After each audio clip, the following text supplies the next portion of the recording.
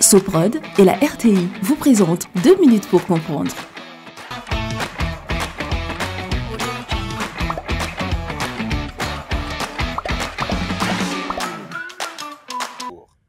Aujourd'hui, je vais vous parler de Platon.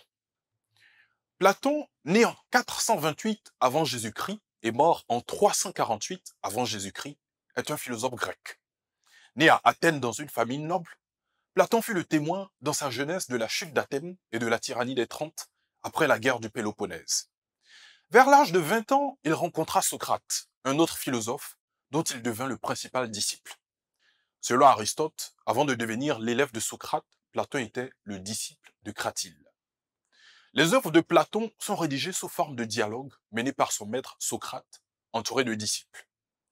Si l'on veut lire Platon, on peut commencer par Le Banquet, un dialogue plein d'esprit sur l'amour, puis le livre 7 de la République qui traite de l'éducation, avec sa célèbre allégorie de la caverne, et le livre 8 qui montre comment peuvent fonctionner les différents régimes politiques imaginables.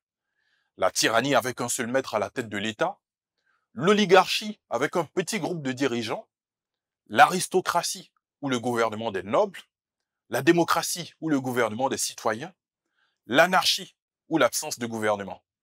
Le communisme et sa collectivisation des biens des dirigeants y sont même évoqués dans le livre 3, bien longtemps avant Marx.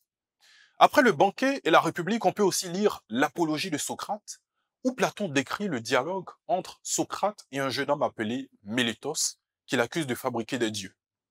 Dans ce dialogue, on voit comment se défend Socrate face à Mélétos et à ses autres accusateurs.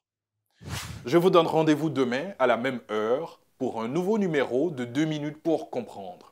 Soprod et la RTI vous ont présenté 2 minutes pour comprendre.